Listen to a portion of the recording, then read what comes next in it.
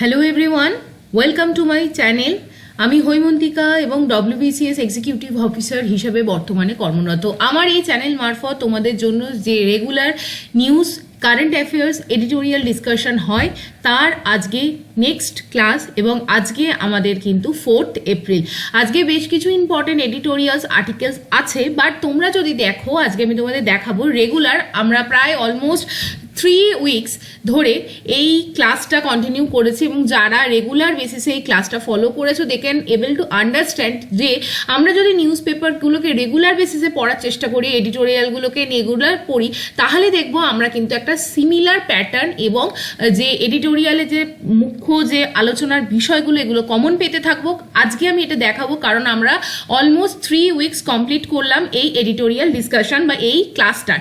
তো আজকে নিউজ পেপারগুলো পড়তে গিয়ে আমার এটাই মনে হয়েছে যে প্রচুর আর্টিকেল আজকে কমন যেগুলো আমরা কিন্তু অলরেডি ডিসকাস করেছি এবং সেই ক্রোনোলজিটা আমরা দেখব।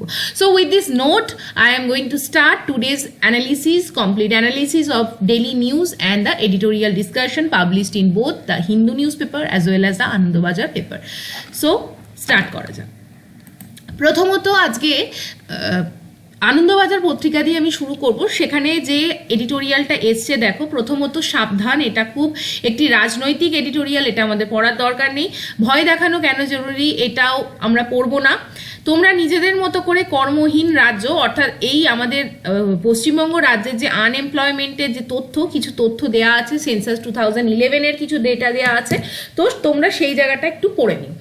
আমি যে জায়গাটা দেখাবো সেটা হচ্ছে নেক্সট দুটো আর্টিকেল বা নেক্সট দুটো এডিটোরিয়াল, একটি হচ্ছে প্রাণবাজি আর একটি হচ্ছে বিজ্ঞান নেই বিশ্বাস রয়েছে। এই দুটো জায়গা খুব ইম্পর্টেন্ট। প্রাণবাজি এই ধরনের একটি আর্টিকেল আমরা গতকাল বা পরশু পড়েছি, যেখানে আমরা দেখেছিলাম যে বাংলার মতো গুজরাটে একটি ভয়াবহ ফায়ার ক্র্যাকার্স থেকে এক্সপ্লোশন হয়েছে এবং সেই জায়গায় কিন্তু মানুষের মৃত্যু ঘটেছে। সেই জায়গায় দাঁড়িয়ে একটি যে বাজি তৈরির কারখানাগুলোয় বারবার যে আগুন লেগে যাচ্ছে এবং মানুষের প্রাণহানি হচ্ছে সেই বিষয়ে একটি আর্টিকেল।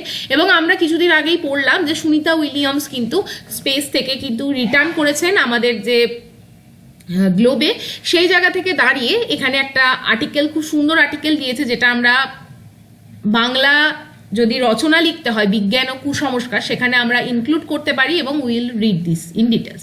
সো দেরি না করে আমরা প্রাণবাজি এই আর্টিকেলটা একটু পড়ার চেষ্টা করি। প্রথমে তো দেখো এখানে এটাই বলা হয়েছে পাথর প্রতিমা। পাথর প্রতিমা কোথায়? আমাদের সাউথ 24 পরগনায় অবস্থিত একটি ব্লক হলো পাথর প্রতিমা। সেখানে একটি ভয়াবহ বাজি বিস্ফোরণ হয়েছে এবং সেখানে কিন্তু মারা গেছে 8টি প্রাণ।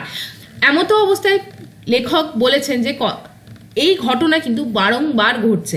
বাড়ি থেকে 100-150 মিটারের মধ্যে বাজি কারখানা, বারুস্তূপের কাছাকাছি গ্যাস সিলিন্ডারের অবস্থান, রান্নার ব্যবস্থা, অর্থাৎ বারুদের চারপাশে জুড়ে এমন ঘিঞ্জি জায়গায় বারুদের কারখানাগুলো, বাজি কারখানাগুলো হয়েছে, তাই দেখা যাচ্ছে সামান্য অসাবধানতাতেও কিন্তু সেই সমস্ত বারুদের স্তূপে আগুন লেগে যাচ্ছে। এমন সবকিছু চরম দায়িত্ব জ্ঞানহীনতা এবং বেপরোয়া মনোভাবের পরিচয়, যার পরিণামে 2টি শিশু সহ একই পরিবারের 8 জনের কিন্তু অকাল মৃত্যু ঘটেছে। পশ্চিমবঙ্গের সাম্প্রতিক কালে যে পরপর বাজি বিস্ফোরণের ঘটনা ঘটেছে তার প্রত্যেকটিতে এই আইন অমান্যকারী বেপরোয়া মানসিকতার প্রতিফলন ঘটেছে। অর্থাৎ আমি আইন মানি না, যা হয়ে যায় হয়ে যাক, আমি আমার মতো চলবো, এই রীতি বা এই মেন্টালিটি থেকেই কিন্তু এই যে ভয়াবহ বিস্ফোরণ ঘটেছে সেটা বোঝা যাচ্ছে। কিন্তু সেগুলিকে কেবল বাজি প্রস্তুতকারক এবং কারখানা মালিকের কাণ্ড জ্ঞানহীনতা বলে দাগিয়ে দিলে সত্যের হয় অপলাপ। এই নামটা বা এই ওয়ার্ডটা তোমরা ইউজ করতে পারো কোনো লেখায়। অপলাপ মানে হচ্ছে শত্রুকে থেকে দূরে থাকার চেষ্টা। যারা দিনের পর দিন ঘনবসতিপূর্ণ এলাকায় বাজির কারখানা চলতে দেখেও চোখটি বন্ধ করে রইলেন, অর্থাৎ মানুষ, প্রশাসন সবাই দেখছে একটা ঘিঞ্জি এলাকা, সেখানে বাজির কারখানা চলছে এবং বছর 3 আগে নিষিদ্ধ বাজি সহ যেখানে একটি ব্যবসায়ীকে গ্রেপ্তার করা হয়েছে যাদের প্রশ্রয় তিনি কিন্তু জামিনে বর্তমানে মুক্ত এবং সেই বাজি তৈরির কারখানায় এখন খুব সহজেই চালিয়ে যেতে পারছেন। রাজ্যের অন্যত্র বেআইনি বাজি কারখানাগুলো যাদের সক্রিয় সহযোগিতায় চলার ছাড়পত্র পাচ্ছে, সেই মানুষগুলো সবাই, সেখানে সাধারণ মানুষ হতে পারে, প্রশাসন হতে পারে, যারা ব্যবসা করছে তারা হতে পারে, তাদের দায়িত্ব জ্ঞানও কি সামান্যতম অবশিষ্ট আছে? অর্থাৎ who will take the responsibility? বিস্ফোরণের মৃত্যু মিছিল দেখে যারা অন্যায়ের ঘাড়ে অন্যের ঘাড়ে দায় ঠেলে দিচ্ছেন এবং নিজেদের হাত ধুয়ে ফেলছেন, বিস্ফোরণের ছাই কি তাদের গায়েও লেগে নেই? এইভাবে আমরা কোয়েশ্চেন লিখে আমরা সুন্দরভাবে একটা আমাদের উপস্থাপনা লিখতে পারি। অন্যদিকে দেখো বলা হচ্ছে রাজনৈতিক যারা পদাধিকারীরা আছেন তারা আসা যাওয়া করতেন নিছকই ব্যক্তিগত সুসম্পর্কের কারণে, নাকি তাদের কোনো একটা গভীর অর্থনৈতিক বা রাজনৈতিক গাঁটছড়া বাঁধা ছিল এই সমস্ত ব্যক্তিবর্গের সাথে বা এই সমস্ত বাজি তৈরির কারখানার মালিকদের সাথে? তারা যদি অভিযুক্তের অতীত এবং বর্তমান কার্যক্রম না জেনেই তাদের বাড়ির আনাগোনা করে থাকেন, তাদের বোধবুদ্ধি পদাধিকার নিয়েও প্রশ্ন তোলা জরুরি। দৃষ্টান্তমূলক শাস্তিদান প্রয়োজন। পাথর প্রতিমার ঘটনা কোনো বিচ্ছিন্ন ঘটনা নয়, এভাবে তোমরা লিখতে পারো। এর আগেও 2023-এ দত্তপুকুরের পর থেকে নিয়মিত ব্যবধানে বাজি বিস্ফোরণের ঘটনা সংবাদে উঠে এসেছে এবং বেআইনি কারখানা বন্ধের হাজার সরকারি প্রতিশ্রুতি জলে গেছে। সেই জায়গায় দাঁড়িয়ে বলা হয়েছে এই কুচক্রের একেবারে গোড়া পর্যন্ত পৌঁছতে না পারলে এরকম মৃত্যু মিছিল বন্ধ করা অসম্ভব। অবশ্য বারুদ স্তূপকে অবিলম্বে রাজ্য থেকে সরাতে গেলে পুলিশ প্রশাসনকে রাজনীতির ঊর্ধ্বে উঠতে হবে, তা কি আদৌ সম্ভব? আরেকটা জায়গা অবশ্য প্রশ্ন তোলা প্রয়োজন, তাদের সৎ সাহস নিয়েও যারা পাথর প্রতিমায় বারুদ ঘোলা জলে রাজনীতির মাছ খুঁজতে ব্যস্ত। অর্থাৎ বলা হয়েছে এই ঘটনার মধ্যেও যে রাজনৈতিক অ্যাঙ্গেল এনে সেই জিনিসটাকে রাজনৈতিক রং লাগিয়ে দিচ্ছেন সেই সমস্ত ব্যক্তিদেরও সাহস আছে বলে লেখক তার মতামত জানিয়েছেন। তো এর পাশাপাশি যে জায়গাটায় কোয়েশ্চেন করা হয়েছে বারুদ নিয়ে কারবার যেখানে সেখানে প্রশাসনেরকে কঠোর এবং নিয়মিত নজরদারি একান্ত আবশ্যক। এবং দেখো লেখাটা একটি পজিটিভ নোটে শেষ হচ্ছে, সামান্যতম অসতর্কতাও বিরাট বিপর্যয়ের কারণ হতে পারে পশ্চিমবঙ্গেও গুজরাটেও। অর্থাৎ এখানে দেখা গেছে পশ্চিমবঙ্গের কিছুদিন আগে গুজরাটেও একটি ভয়াবহ বিস্ফোরণ হয়েছে এবং সেই নোটেই কিন্তু লেখাটিকে শেষ করা হয়েছে। Hope you understand. এবং ফায়ার ক্র্যাকার্স কি কেন হচ্ছে, কি তার নেগেটিভ অ্যাসপেক্ট, কি তার পজিটিভ অ্যাসপেক্ট, কেন সরকার বারবার এই সমস্ত বাজি তৈরির কারখানাগুলোর ওপর বন্ধ বা রেস্ট্রিকশন দিচ্ছে, সেই সংক্রান্ত আলোচনা আগের এডিটোরিয়ালে কিন্তু আমরা অলরেডি ডিসকাস করে নিয়েছিলাম। সো এরপর সুনিতা উইলিয়ামসের স্পেস থেকে রিটার্ন করার খবর আমরা জানি, সেই বিষয়ে ডিটেলস আমরা কিন্তু আলোচনা করেছিলাম। আজকে এই খবরটা সূত্র ধরে একটি এডিটোরিয়াল বেরিয়েছে যেখানে দেখো এটা লেখা হয়েছে যে এক মিনিট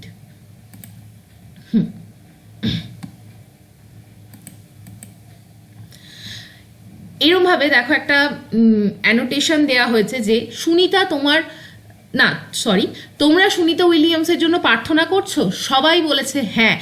তোমরা ওর মতো হতে চাও? উত্তরে সবাই বলছে হ্যাঁ হ্যাঁ। জানো সুনিতা উইলিয়ামসকে? না। মানে this is the paradox scenario, যেখানে সবাই সুনিতা উইলিয়ামসের জন্য প্রার্থনা করছে কিন্তু অ্যাকচুয়ালি সুনিতা উইলিয়ামস ব্যক্তিটি কে সেটা কেউ জানে না।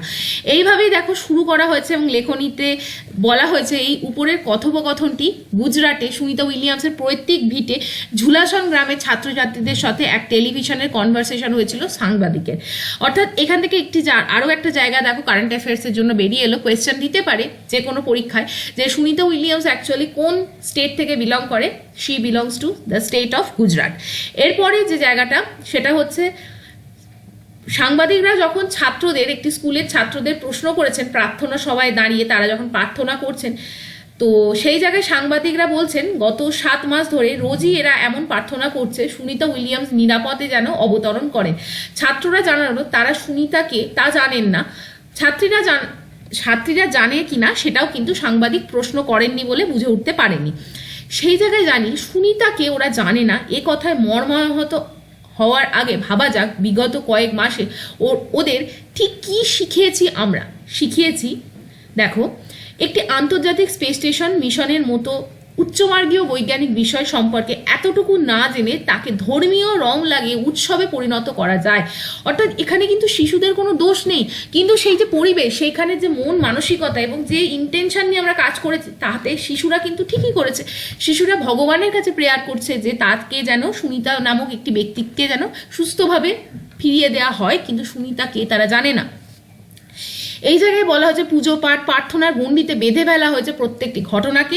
ধর্মাচরণ এবং ঈশ্বর বিশ্বাসী যেন সকল আবিষ্কারের প্রাণভোমরা। অর্থাৎ ধর্ম দিয়ে ঈশ্বরের রং লাগিয়ে বোঝানো হচ্ছে যে তাদের যদি প্রেয়ার অনেক ইন্টেন্স হয়, তারা যদি খুব আকুলভাবে ভগবানের কাছে প্রার্থনা করেন, সুনিতা অবশ্যই ফিরিয়ে আসবেন। তাই তার সাফল্যকে উদযাপিত করতে হয় পুরোহিত ডেকে, যজ্ঞ করে, কিংবা বিভিন্ন ধরনের হর হর মহাদেব মন্ত্রে বাতাস গরম করে। অর্থাৎ এখানে কিন্তু পুরো জিনিসটাকে একটি ধর্মীয় রং লাগিয়ে দেওয়া হয়েছে। শিশুদের শেখানো হয়েছে মহাযজ্ঞ থেকে কিন্তু যে সমস্ত ধোঁয়া বেরোবে তার আশীর্বাদেই ধন্য হলে উইলিয়ামসের মতো একজন মানুষ মহাকাশ থেকে নির্ঝঞ্ঝাটে পৃথিবীতে ফিরবে।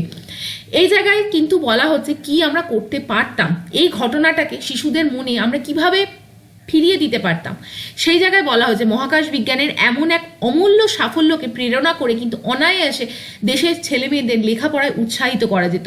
সোশ্যাল মিডিয়া বা ইউটিউবে মহাকাশ সফরের যে টুকরো টুকরো ভিডিওগুলোও আমরা পেয়েছি, যেখানে সুনিতা উইলিয়ামস দেশে ফিরে এসেছেন, সেই জায়গায় সেই ভিডিওগুলোকে কাজে লাগিয়ে তাদের কিন্তু হাতে কলমে অভিজ্ঞ করে তোলা যেত। একজন মহাকাশচারীর জীবন কাজ কিরকম হয়, মহাকাশ যানের কি ধরনের কার্যপদ্ধতি, তার গঠন বিন্যাস কি, সেগুলো শেখানো যেত, দেখানো যেত মহাকাশ মাধ্যমে বা মাধ্যাকর্ষণ জায়গায় বা যেটাকে আমরা বলি গ্র্যাভিটেশন ফোর্স, তার তারতম্যের সঙ্গে ক্রমাগত লড়াই করে মহাকাশে কিভাবে বেঁচে থাকতে হয়। আর সর্বোপরি বোঝানো তো যেত যে কোনো সাফল্যের পেছনে ঠিক কতটা সময়, নিষ্ঠা, ত্যাগ, পরিশ্রম, অধ্যাবসা লাগে। অর্থাৎ আমরা তাদের বোঝাতে পারতাম যে dedication, discipline, perseverance, this are the important things you should cultivate in your characteristics to achieve anything in the life. তো এই জায়গায় দেখানো হচ্ছে, এই লাইনটা দিয়ে লেখা হচ্ছে নিষ্ঠা, ত্যাগ, পরিশ্রম এগুলোর কোনো বিকল্প হয় না সফলতার জন্য, এবং এগুলো ছাড়া কিন্তু আসল সফলতা পাওয়া যায় না। সুনিতা উইলিয়ামসের প্রতিষ্ঠা করা যেত এদেশের মেয়েদের, ছেলে মেয়েদের এবং বিশেষত মেয়েদের রোল মডেল হিসাবে।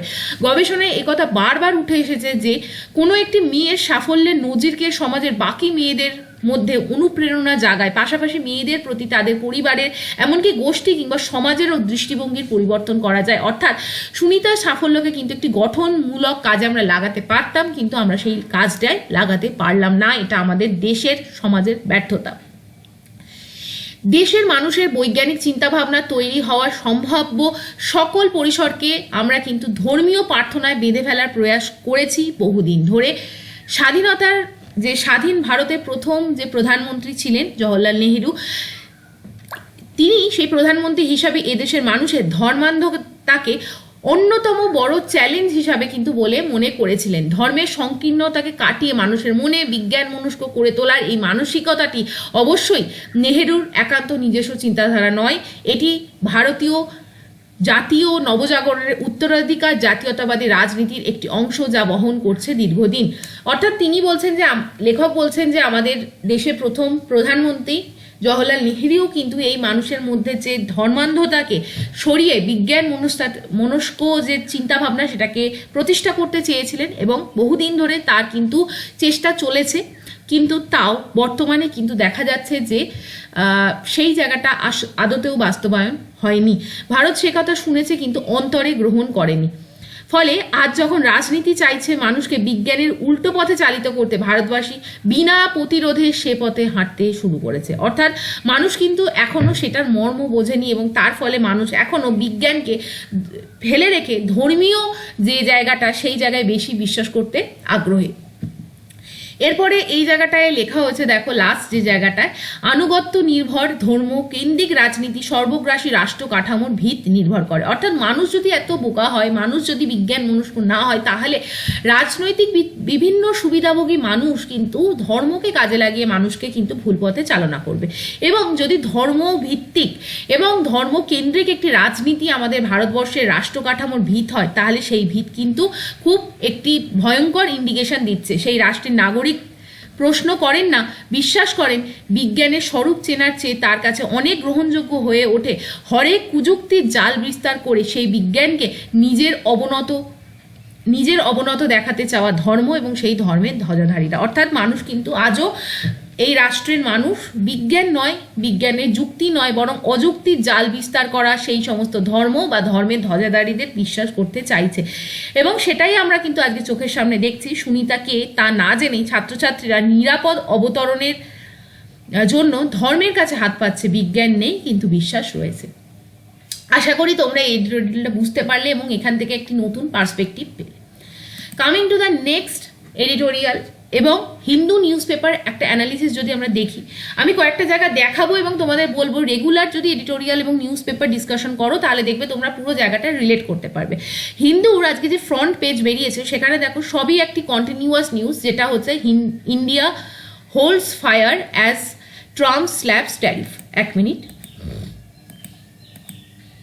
সেই জায়গায় দেখো ইন্ডিয়া কিন্তু, আচ্ছা এখানে বলা হয়েছে India holds fire as Trump slabs tariffs. এখানে দেখা গেছে যে USA president Donald Trump already কিন্তু রেসিপ্রোকেটরি যে ট্যারিফ লাগিয়ে দিয়েছে এবং ট্যারিফের যে রেঞ্জ সেটা 10 থেকে 49% ডিপেন্ডিং আপন দ্য কান্ট্রিজ, এবং ইন্ডিয়া কিন্তু 27% ট্যারিফ পেয়েছে। তো এই নিয়ে আরও ডিসকাশন থাকবে, কিন্তু অলরেডি এই ঘটনা কিন্তু আমরা পড়ে নিয়েছি।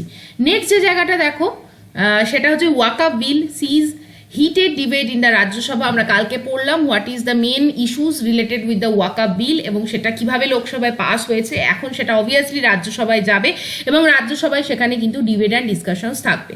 কামিং টু দ্য নেক্সট, আমরা যদি দেখি supreme court confirms cancellation of 23,000 appointments of teachers in the Bengal school. এটা আমাদের অবভিয়াসলি কারেন্ট অ্যাফেয়ার্স রিলেটেড নয়, কারণ এটা খুব পলিটিক্যাল একটা ডিবেট যেটা হয়েছে। সেই জায়গায় কিন্তু সুপ্রিম কোর্টের যে স্ট্যান্ডস এবং যে স্টেট গভর্নমেন্টের যে স্ট্যান্ডস কমপ্লিটলি ডিফারেন্ট, এবং এটা আমাদের অবভিয়াসলি পরীক্ষার পার্সপেক্টিভে ইম্পর্টেন্ট নয়। দেখো এবার হচ্ছে সুপ্রিম কোর্ট একটি নির্দেশ দিয়েছে ban on the fire crackers in Delhi, NCR necessary. এই জায়গা থেকে দাঁড়িয়ে আমরা অবভিয়াসলি জানলাম আগের দিন ফায়ার ক্র্যাকার্স নিয়ে প্রচুর ডিটেলস ডিসকাশন হয়েছে এবং সেই ডিসকাশনসের পর we just need to read the news যেটা আমাদের পাবলিশ হয়েছে যে সুপ্রিম কোর্ট দিল্লি যে ন্যাশনাল ক্যাপিটাল রিজিয়নে ফায়ার ক্র্যাকার্স ইউজে ব্যান লাগিয়েছে। এরপরে দেখো আমরা ফ্রন্ট পেজে আর একটা নিউজ পড়বো যে সমগ্র শিক্ষা অভিযান। এটা আমরা অলরেডি পড়েছি কি সমগ্র শিক্ষা অভিযান। সেই জায়গা থেকে দাঁড়িয়ে বলা হয়েছে যে কেরালা, তামিলনাড়ু এবং বেঙ্গল এই তিনটে স্টেট কিন্তু সেন্ট্রাল গভর্নমেন্টের থেকে কোনো ফান্ড পায়নি to just administer the scheme Samagra Shiksha অভিযান। আমরা কিন্তু এই স্কিম নিয়েও ডিটেলসে অলরেডি আলোচনা করে নিয়েছি। মুভিং টু দ্য নেক্সট জায়গা, এখানে দেখো অন্যান্য নিউজগুলো আছে, আমাদের খুব একটা ইম্পর্টেন্ট নয়। এখানে একটা নিউজ আমি পেলাম, সেটা হচ্ছে DNA proves paternity not absence of consent.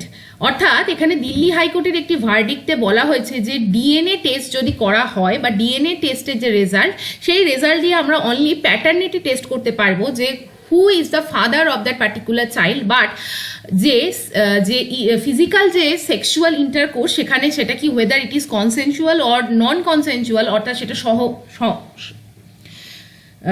যে সহমতের ভিত্তিতে সেই জায়গাটায় যে মহিলা কনসিভ করেছে কি করেনি সেই জায়গাটা কিন্তু আমরা কখনোই প্রুফ করতে পারবো না, সেটা দিল্লি হাইকোর্টের নির্দেশে বলা হয়েছে। এই জায়গায় দাঁড়িয়ে এটাই বলা হয়েছে Delhi high court has observe that DNA report can establish paternity but it is insufficient to prove the offence of rape unless the act is prove to be non consensual. অর্থাৎ এটা কিন্তু রেপ হয়েছে কিনা বা in the absence of consent হয়েছে কিনা between the partners, এইটা কিন্তু কখনোই ডিএনএ টেস্ট দিয়ে প্রমাণ করা যায় না। Just it is the thing, আমার মনে হলো তোমাদের বলে রাখা দরকার।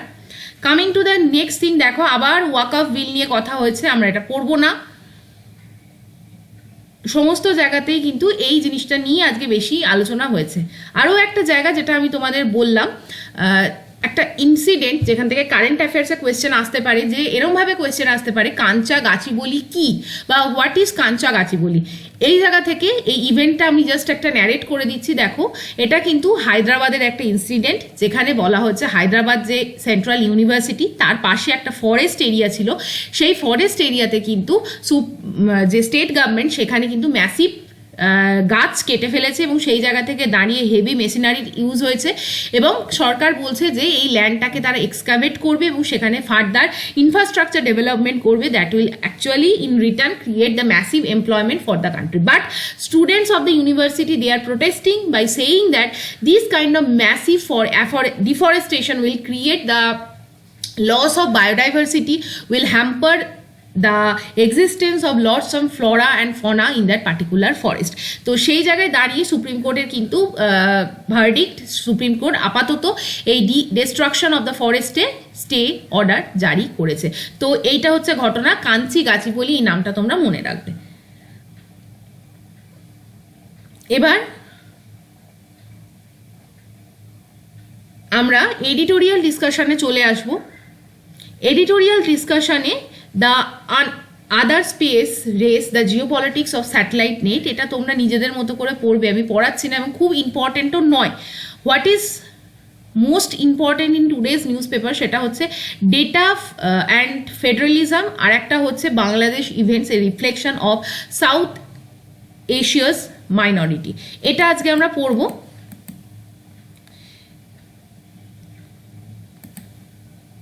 আচ্ছা, প্রথমে এই আর্টিকেলটা আমরা একবার পড়ে নিই। এটা হচ্ছে data and the federalism, reliable data can lead the dialogue between centre and state.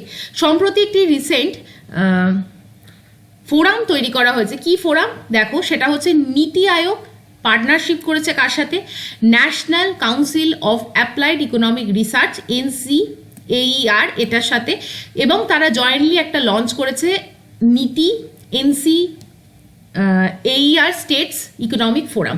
এটা একটা পার্টিকুলার পোর্টাল যেখানে কিন্তু কমপ্লিটলি ডেটা থাকবে, অ্যানালিসিস থাকবে অন দ্য স্টেট ফাইন্যান্স, অর্থাৎ সেন্টার থেকে কোন স্টেটে কিভাবে টাকা যাচ্ছে তার সমস্ত ডেটার কিন্তু একটা অ্যাগ্লোমারেশন থাকবে এই ফোরামে। এখানে বলা হচ্ছে it present state wise report covering macro economic indicators. এই যে রিপোর্টটা থাকবে সেখানে কি কি ইন্ডিকেটার্সের ওপর আমরা রিপোর্ট তৈরি করব ট্যাবুলার ফর্মে। সেখানে বলা হচ্ছে ট্যাক্স এবং নন ট্যাক্স রেভিনিউ। এছাড়া হিউম্যান ডেভেলপমেন্ট স্ট্যাটিস্টিক্স থাকবে, যেরকম school drop out rate, literacy level, employment, historical Trends in the devaluation of the central fund. অর্থাৎ সেন্ট্রাল গভর্নমেন্ট থেকে এই স্টেটে, একটা পার্টিকুলার স্টেটে কত টাকা অতীতে গেছে, তার শিক্ষার হার কত, ড্রপ আউট রেট কত, ট্যাক্স নন ট্যাক্স রেভিনিউ কত, এই সমস্ত ডেটা একটা সিঙ্গেল ইউনিফাইড প্ল্যাটফর্মে থাকবে। At the time when center-state relations are under renewed scrutiny, particularly in the southern state, সেই জায়গায় দাঁড়িয়ে where the fiscal federalism has been a long-standing flashpoint, this portal is a timely and welcome move. অর্থাৎ এই পোর্টালের এই সময় আসা অত্যন্ত জরুরি। This data is not new drawn as it is from the established source such as, অর্থাৎ বলা হচ্ছে এই ডেটাগুলো কোথা থেকে তোলা হবে, বিভিন্ন যে সমস্ত স্ট্যাবলিশ সোর্স আছে, like 2011 census, the periodic labour force survey, reserve bank of India states finance report. এখান থেকে বলা হয়েছে however it is comparative presentation across states brings clarity to the diverse fiscal realities of India. So এই ডেটাগুলো থেকে আমরা কিন্তু unified প্ল্যাটফর্মে যদি দেখি আমরা বুঝতে পারবো যে ডাইভার্স ফিসকাল রিয়েলিটিস ইন্ডিয়াতে প্রেজেন্ট আছে, অর্থাৎ বিভিন্ন স্টেট বিভিন্নভাবে কিন্তু financial help from the central government পাচ্ছে, offering a structured lens through which to assess disparities and the development. Concerns persist about the quality of economic data in India. এই জায়গায় দাঁড়িয়ে this portal is not immune to this, relying as it does on existing sources. তো এখানে বলা হচ্ছে already কিন্তু এই portal কিন্তু এক্সিস্টিং যে সমস্ত সোর্স আছে সেটার ভিত্তিতেই তথ্য কালেক্ট করবে এবং পোর্টালে শো করবে। ইয়েট তবুও by organizing the data in a user-friendly and comparative format, it can help anchor contentious debate. অর্থাৎ আমরা যদি সোর্স যে ডেটার থাকে সেটা যদি অনেক পুরনো হয় কিন্তু সেটাকে যখন একটা ট্যাবুলার ইউনিফাইড ফরম্যাটে আমরা প্রেজেন্ট করব, দ্যাট ক্যান হেল্প যখন আমরা কোনো ডিসকাশন করব, যখন আমরা কোনো ডিবেট করব, তখন আমাদের আন্ডারস্ট্যান্ড করতে সাহায্য করবে। কি ধরনের ডিবেট আমরা জেনারেলি এই জায়গায় করে থাকি সেগুলো হচ্ছে দেখো, revenue sharing and the parliamentary delimitation. আমরা যখন যে সংসদের যে সিটের ভাগ হয় বা রেভিনিউ কোন স্টেট কত পাবো, এই ধরনের ডিবেটে কিন্তু এই ধরনের পোর্টাল খুবই সাহায্য করবে। The facts rather which is very sentiment. আচ্ছা, এই জায়গায় দাঁড়িয়ে while these issues are serious, they are part of a much larger set of challenges tied to fiscal relation, political power sharing between the union and states. এখান থেকে দাঁড়িয়ে বলা হচ্ছে for India's federal structure to work equitably, অর্থাৎ সমতাপূর্ণভাবে যদি India যুক্তরাষ্ট্রীয় পরিকাঠামোকে পারফর্ম করতে হয়, regional data must be translated into policies that ensure fair representation, resource allocation and administrative responsibility. Hopefully clear যে এই ধরনের ডেটা কিন্তু আমাদের ট্রান্সলেটেড করতে হবে পলিসি ফর্মুলেশনের মাধ্যমে, যার ফলে ফেয়ার রিপ্রেজেন্টেশন হয়, রিসোর্স অ্যালোকেশন ফেয়ার হয় অ্যান্ড অ্যাডমিনিস্ট্রেটিভ রেসপন্সিবিলিটি ফেয়ার জায়গায় আসে। Unfortunately discussion on federalism often often get reduced to narrow and polarized frame. অর্থাৎ বলা হয়েছে যে এই যে ফেডারালিজমের ডিসকাশন বারবার হয় সেটা কিন্তু ফাইনালি এন্ডেড টু কি একটা ন্যারো পোলারাইজড ফ্রেম, যেখানে কিন্তু হয় such as debates around the 3 language policy. আমরা 3 ল্যাঙ্গুয়েজ পলিসির কথা বলি, or calls to defer delimitation, but over centralisation can breed discontent while regional resistance often risk turning parochial. অর্থাৎ সংকীর্ণ একটা আলোচনার মধ্যে, প্যারোকিয়াল মানে সংকীর্ণ একটা আলোচনা, সেই জায়গায় কিন্তু এই দুটো ঘটনা অর্থাৎ ওভার সেন্ট্রালাইজেশন, কেন্দ্রের অধিক ক্ষমতা, এবং আবার রিজিওনাল রেজিস্ট্যান্স, কোনো রিজিয়ন কিন্তু সবসময় সেন্ট্রাল গভর্নমেন্টকে রেজিস্ট করছে, এই দুটো কিন্তু জায়গা একসাথে একটা সংকীর্ণ গলিতে গিয়ে আমাদের ছেড়ে দিচ্ছে, এটাই এই লাইনটির অর্থ।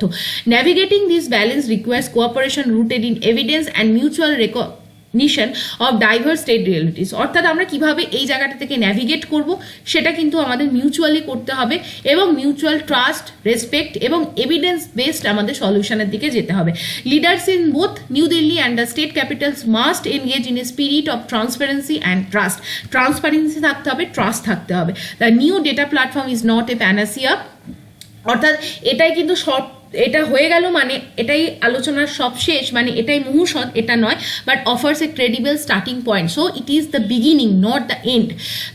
And the starting point is that it is a tool for fostering informed pragmatic মানে বাস্তববাদী চিন্তা ভাবনা, pragmatic conversations around governance, development and the future of Indian federalism. So hopefully you understand the entire paragraph. তোমরা আস্তে আস্তে পড়তে শুরু করলে তোমরা নিজেরাই বুঝতে পারবে যে certain kinds of improvement is there, and তোমরা সেটাকে কিন্তু দেখতে পারবে। কামিং টু দ্য নেক্সট, আমরা ছোট করে এই জায়গাটা ডিসকাশন করব। Bangladeshi event, A reflection of south Asian reality, লিখেছেন দেখো শেখ মুজিবুর রহমান। কালকেও আমরা একটা এরকম এডিটোরিয়াল পড়েছিলাম বাংলাদেশের কারেন্ট স্ট্যান্ডস পয়েন্টস নিয়ে, তো হোপফুলি তোমরা ওটা নিজেদের মতো রিড করেছো।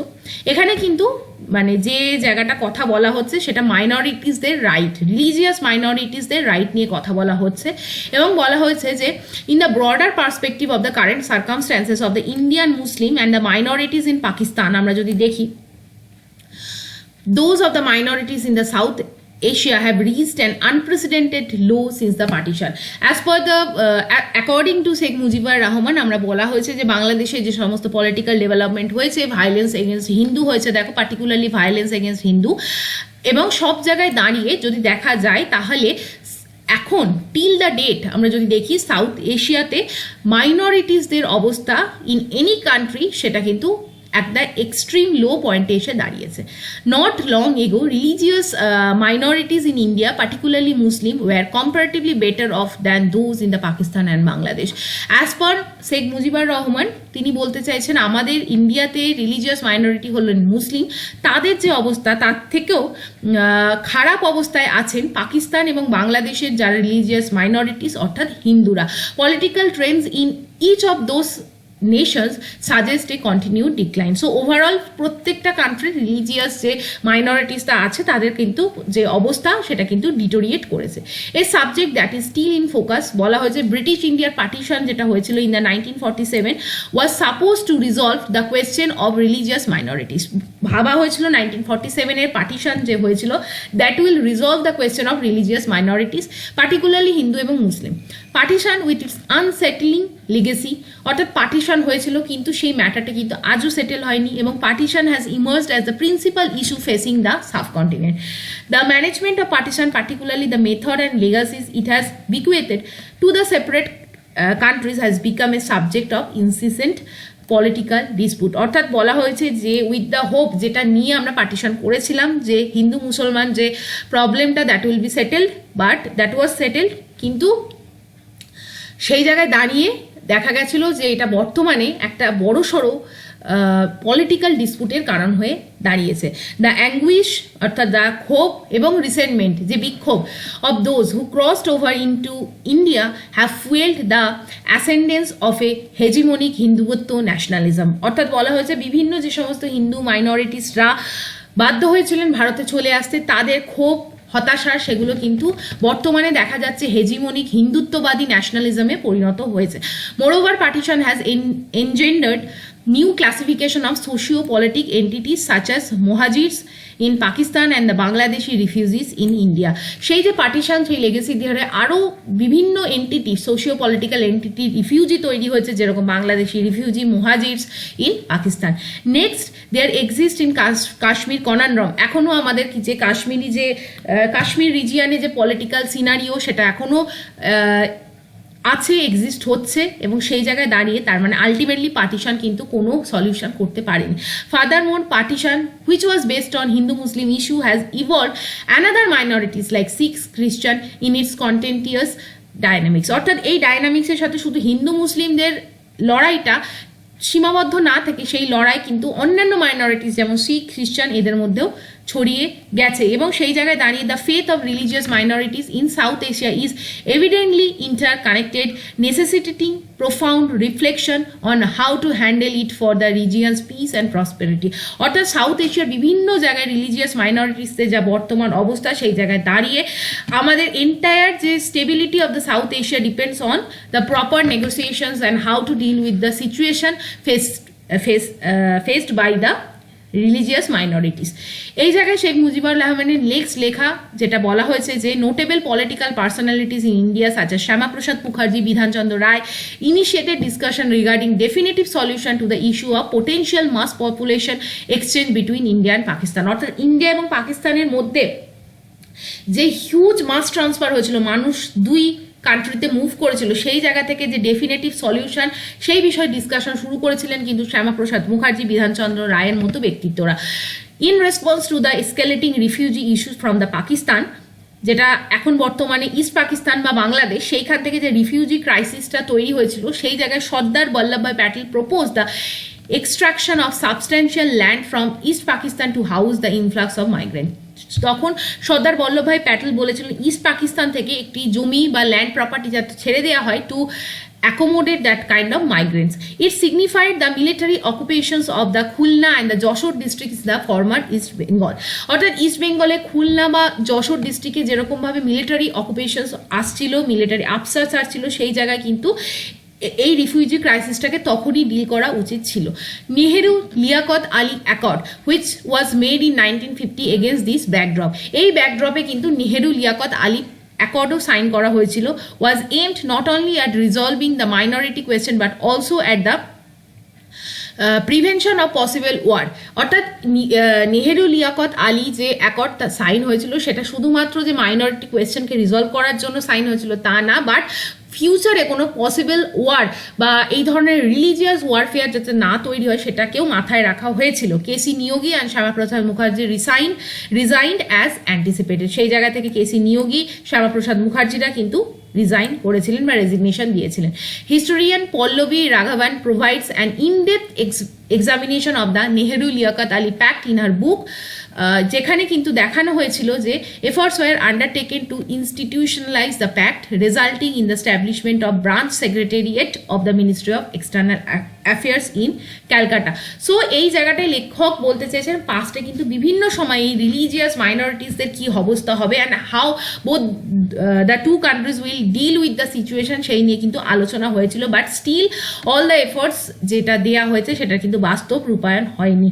এই জায়গায় দাঁড়িয়ে বলা হচ্ছে যে India Bangladesh ties needs recalibration, অর্থাৎ ইন্ডিয়া এবং বাংলাদেশকে এই ব্যাপারে রিক্যালিব্রেট বা নতুনভাবে ভাবার প্রয়োজনীয়তা রয়েছে। Although India made significant contribution to liberation of Bangladesh, the relation between two countries was not solely influenced by Bangladesh's enduring appreciation towards India. অর্থাৎ বলা হয়েছে যে ইন্ডিয়া কিন্তু সিগনিফিকেন্টলি বাংলাদেশের লিবারেশন ওয়ার বা মুক্তিযুদ্ধে সাহায্য করেছিল, বাট সেই জায়গায় দাঁড়িয়ে বর্তমানে যে সমস্ত ক্রাইসিস আছে সেখানেও কিন্তু নতুনভাবে ভাবার দরকার। The current status of Hindus in Bangladesh has become a significant concern in the Bangladesh India relationship. আমাদের বাংলাদেশ ইন্ডিয়া রিলেশনশিপের জন্য একটা সিগনিফিকেন্ট যে ব্যারিয়ার হয়ে দাঁড়িয়েছে সেটা হচ্ছে বর্তমানে বাংলাদেশে রিলিজিয়াস মাইনরিটি হিসাবে হিন্দুদের যে কারেন্ট স্টেটাস।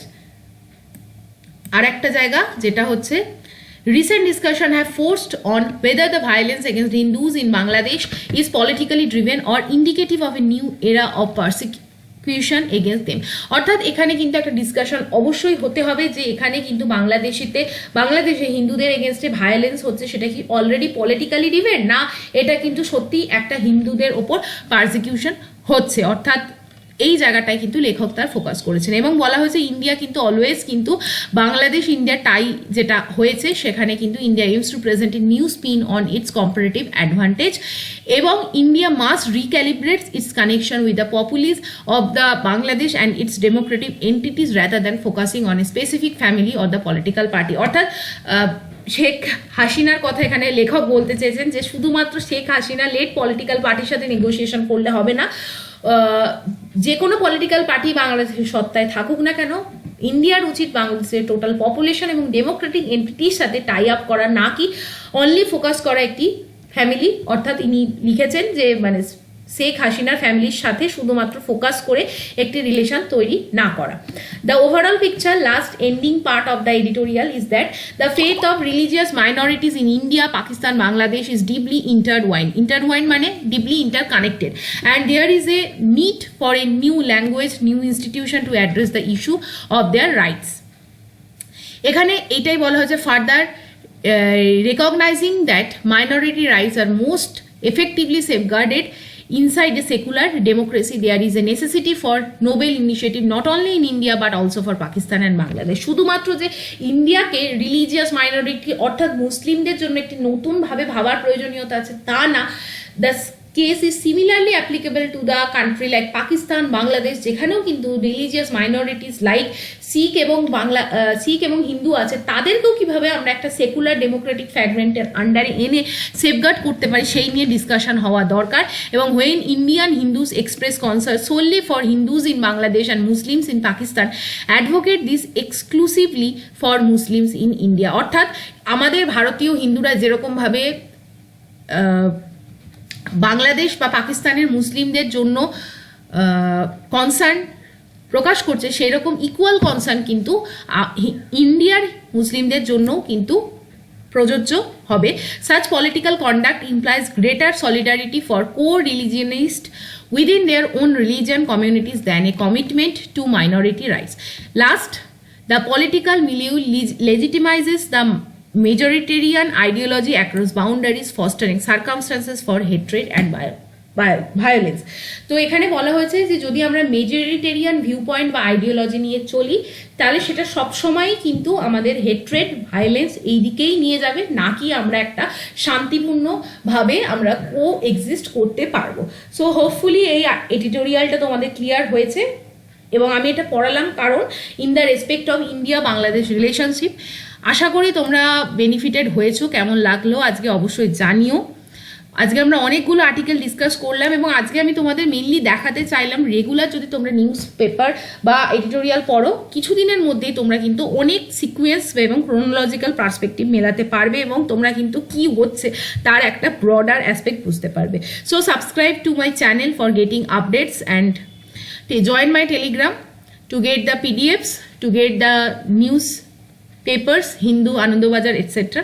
এবং তোমরা যদি ডেডিকেটেডলি আমার থেকে গাইডেন্স নিতে চাও, আমার সঙ্গে যুক্ত হয়ে পড়াশোনা করতে চাও, দেন ডেফিনেটলি আমাকে মেল করে জানিও, I will guide you accordingly. Thank you for watching, have a nice day.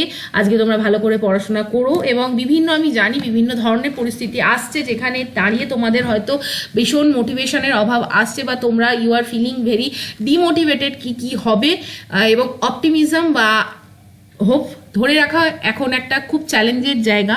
I totally agree with that, but এই জায়গাটায় যে সময়টা আছে সেই জায়গায় একটু বসে নিজেরা যদি ভাবো what are the weak zones যেখানে তোমাদের কাজ করার দরকার আছে সেইভাবে যদি একটুখানি পড়াশোনা করো বা তোমাদের ওরিয়েন্টেশন চেঞ্জ করো, hopefully this is the time to make your preparation more